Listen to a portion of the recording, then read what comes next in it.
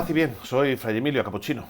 Después de acabar el tiempo de Cuaresma, de Pascua, de retomar el tiempo ordinario, tenemos unas fiestas muy bonitas en los domingos, ¿no? La primera de ellas es la que hoy se celebra en toda la Iglesia, que es la fiesta de la Santísima Trinidad.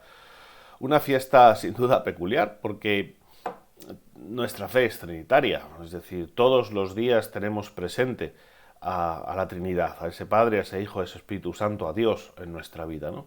En la celebración de nuestros sacramentos, especialmente, por ejemplo, la Eucaristía y la reconciliación, que son los más frecuentes, esa presencia trinitaria es más evidente, ¿no? Aunque siempre tendría que serlo. Por eso, celebrar un día a la Santísima Trinidad, que es algo que forma parte de nuestro día a día, podría parecernos innecesario, pero esta fiesta, como digo, es bonita e importante, porque cambia un poco la forma de celebrar.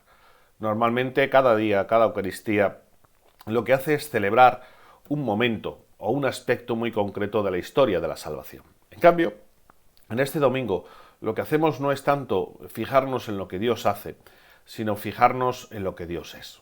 Y eso es, yo creo que importante. Dar gracias a Dios, nunca mejor dicho, porque Dios es así. Si fuera de otra manera, yo creo que sería peor para nosotros. Por eso merece la pena que nos detengamos en esa reflexión. Además, porque yo creo que Jesús nos invita y casi que nos obliga a ello, porque uno de los pocos mandatos, una de las pocas veces que Jesús usa el imperativo, es decir, que da órdenes a sus discípulos, es cuando les dice, oye, sed santos como vuestro Padre Celestial es santo. Y tenemos que conocer la santidad de Dios para poder ser santos. Es así de sencillo. Si no conocemos a Dios, Trino y Uno, es imposible que podamos llevar a nuestra vida lo que Dios dice de sí mismo, lo que Dios es. Además, porque en nuestra profesión de fe, en el credo, en esa profesión pública, lo que decimos públicamente, lo que creemos en el Padre, en el Hijo y en el Espíritu Santo, hay un detalle curioso que a mí me gusta, y es que aparecen solo dos nombres. Uno es el de María, por supuesto, que aparece en el momento del misterio de la encarnación, cuando el Hijo se encarna en Jesús de Nazaret, ¿no? el hijo de María y del Espíritu Santo. El otro nombre que aparece es el de Poncio Pilato. Y es curioso, ¿no? Pensar que con los nombres que podían aparecer en esa lista, el único nombre que aparece es el del asesino, el del que mandó matar a Jesús. Y, y es interesante pensar que si está ahí Poncio Pilato es para que nos demos cuenta de que nuestra profesión de fe está atada de manera indudable a la historia. Es decir, la fe trinitaria solo se puede vivir en la historia, en el día a día, la hora a la hora, en cada encuentro histórico, en cada momento que tenemos, es el lugar donde se vive la fe que profesamos. Por eso Pilato está en el credo. Por eso merece la pena detenernos y que cada uno de nosotros hagamos esa reflexión sincera y honesta de lo que es Dios. Porque a veces seguimos a un Dios que no es el histórico, que le ponemos ropajes que no son suyos para crearnos un Dios que nos justifique, que nos tranquilice, que nos haga ser felices sin complicarnos la vida. Conocer el auténtico Dios es el que va realmente a hacer que cambiemos no solo nuestra vida, sino la realidad que nos rodea. Por eso hay que hacer ese esfuerzo de profundizar en ese misterio que es Dios, porque Dios se da a conocer a lo largo de la historia, en su revelación, en la Biblia, en los Evangelios, a través de Jesús, y por eso hay que fijarse en ello.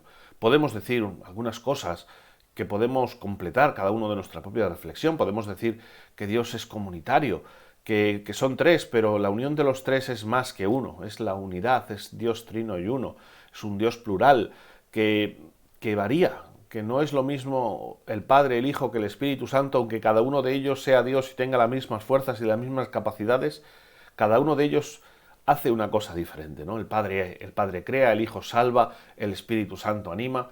Cualquiera de ellos podría haber hecho esas actividades, pero la pluralidad ayuda a esas cosas.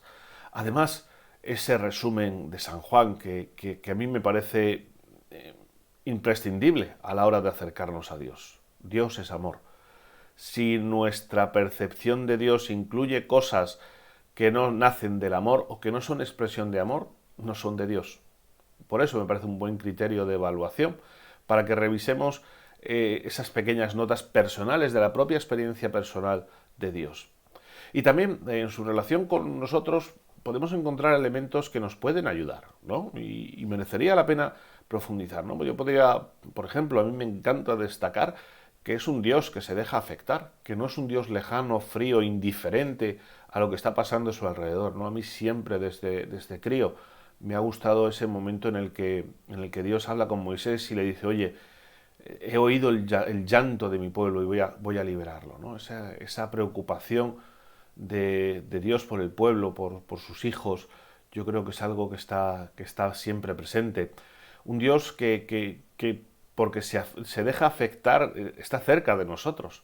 Tenemos la facilidad, tenemos todas las herramientas y todas las posibilidades para acceder a Dios. No es un Dios lejano, inaccesible, no, está tan cerca como mi corazón. Y yo creo que merece la pena.